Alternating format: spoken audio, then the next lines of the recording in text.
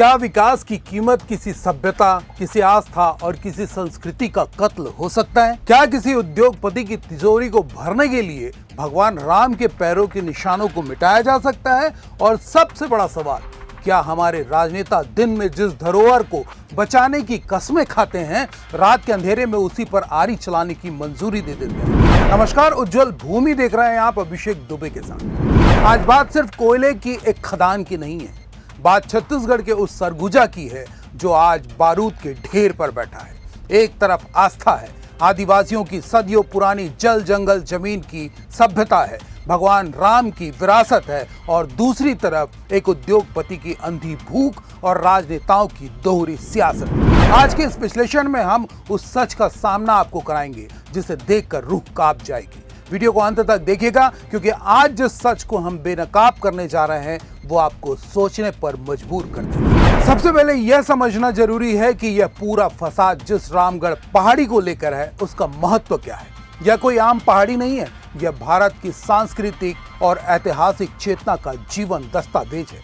धार्मिक मान्यताओं के अनुसार त्रेता युग में जब भगवान श्री राम को 14 वर्ष का वनवास मिला था, तब उन्होंने अपने भाई लक्ष्मण और माता सीता के साथ इस दंडकारण्य के जंगलों में एक लंबा वक्त बिताया था। यहाँ मौजूद जानकी रसोई और राम वन गमन पथ आज भी उस कालखंड की गवाही देते हैं। इतना ही नहीं, साहित्य की दुनिया में इसे महाकवि कालिदास की कर्म भूमि माना जाता है। कहा जाता है कि कालिदास ने अपनी अमर कृति मेघदूतम की रचना इसी शांत और अलौकिक पहाड़ी पर बैठकर की थी।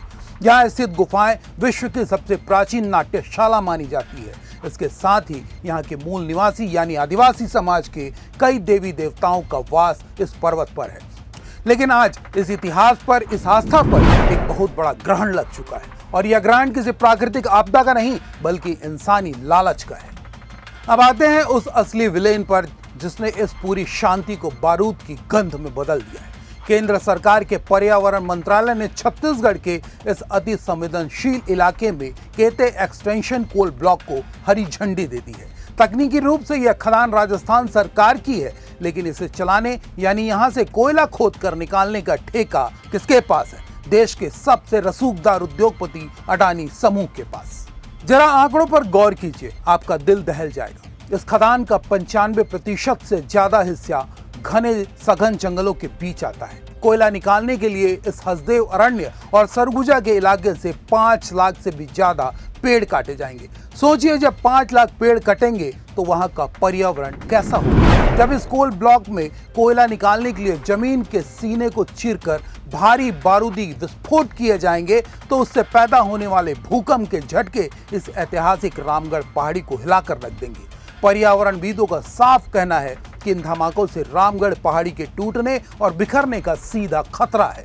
यानी एक उद्योगपति की तिजोरी भरने के लिए हमारी हजारों साल पुरानी सभ्यता को मलबे में तब्दील करने की पूरी तैयारी हो चुकी है। लेकिन इस पूरी कहानी का सबसे शर्मनाक और गंभीर पहलू यहाँ की राजनीति।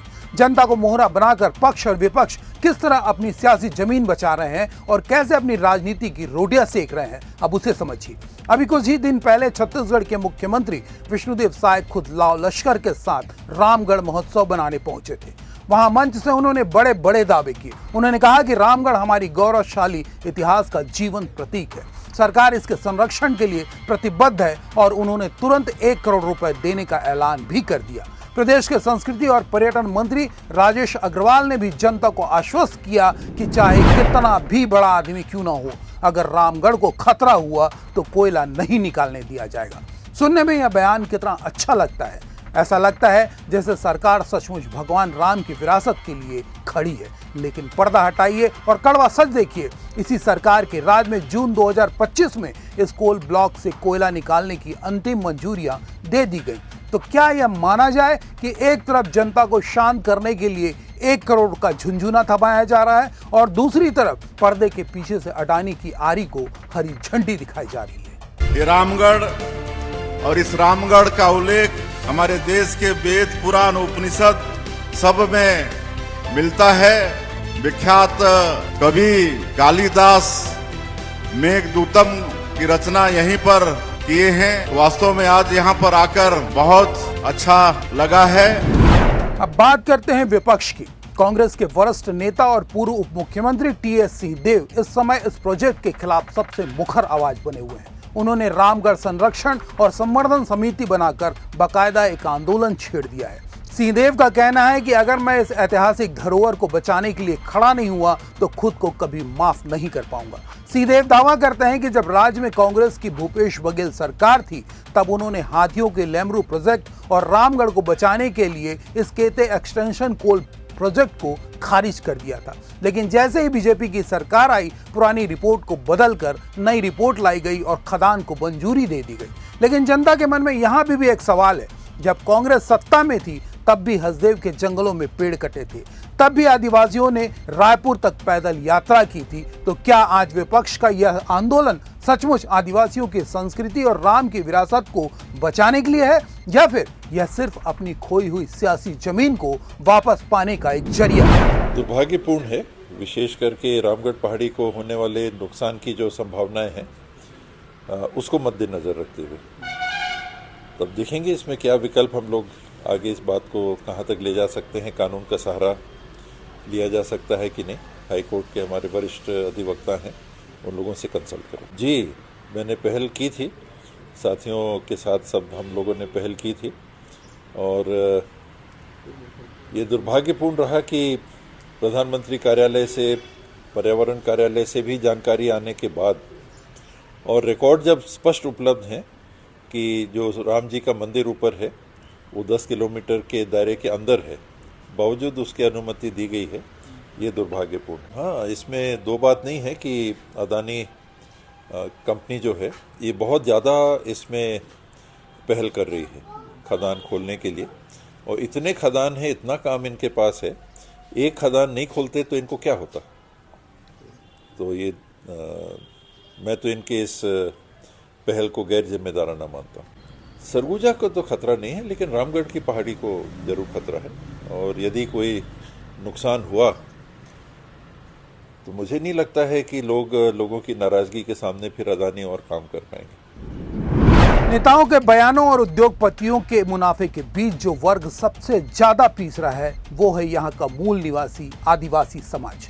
महीनों से छत्तीसगढ़ बचाओ आंदोलन के बैनर तले सैकड़ों गांवों के आदिवासी कड़ाके की ठंड, धूप और बरसात में धरने पर बैठे हैं। कई ग्राम सभाओं ने इस खदान के खिलाफ प्रस्ताव पारित किए हैं, लेकिन लोकतंत्र में इन ग्राम सभाओं की आवाज को अनसुना कर दिया गया है। यह सिर्फ पेड़ों की कटाई नहीं, यह आदिवासियों की परंपरागत आजीविका की हत्या है।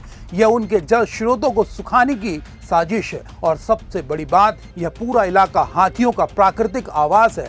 जब हसदेव और सरगुजा के इन जंगलों को उजाड़ा जाएगा तो ये बेघर हाथी कहां जाएंगे? वे गांवों का रुख करेंगे, जिससे मानव हाथी द्वंद्व और बढ़ेगा। कई मासूमों की जानें जाएंगी और जान माल का भारी नुकसान होगा। लेकिन इन बेजुबान जानवरों और बेबस आदिवासियों के आंसुओं की कीमत अडानी की तिजोरी में आने वाले करोड़ों अरबों रुपए के सामने शायद बहुत छोटी समझी जा रही है। सही मायने में देखा जाए तो यह बेहद गंभीर चिंतन का विषय है। यहाँ बात किसी एक दल की जीत या हार की नहीं है, बात हमारी सभ्यता, हमारी आस्था और हमारी आने वाली पीढ़ियों की है। एक तरफ राम के नाम पर राजनीति चमकाई जाती है, राम मंदिर और राम राज्य की बातें की जाती हैं, और दूसरी तरफ उसी राम की वास्तविक ऐतिहासिक स्मृतियों को कोयले के काले धुएं में उड़ाने की तैयारी होती है। मुख्यमंत्री कहते हैं रामगढ़ बचेगा, मंत्री कहते हैं कोयला नहीं निकालने देंगे, लेकिन ऑन पेपर काम धड़ल्ले से चल रहा है। आखिर यह दोहरापन क्यों? क्या हमारी सरकार इतनी लाचार हो चुकी है कि वो एक उद्योगपति के सामने घुटने टेकने को मजबूर है? क्या विकास का मतलब सिर्फ जंगलों को काटना और कंक्रीट के महल खड़े करना है? फैसला अब छत्तीसगढ़ की जनता को और देश की जनता को करना है। क्या हम अपनी आस्था और पर्यावरण को इस तरह चंद रुपयों के लिए बिकने देंगे? इस पूरे मामले पर आपकी क्या राय है? क्या मुख्यमंत्री अपने वादे को पूरा कर पाएंगे, या फिर अडानी का बुलडोजर राम की इस विरासत को मलबे में बदल देगा? अपने विचार नीचे कमेंट बॉक्स में जरूर लिखें। इस वीडियो को ज्यादा से ज्यादा शेयर करें ताकि यह सोई हुई व्यवस्था तक पहुंचे। साथ ही चैनल को सब्सक्राइब करना ना भूलें। नमस्कार।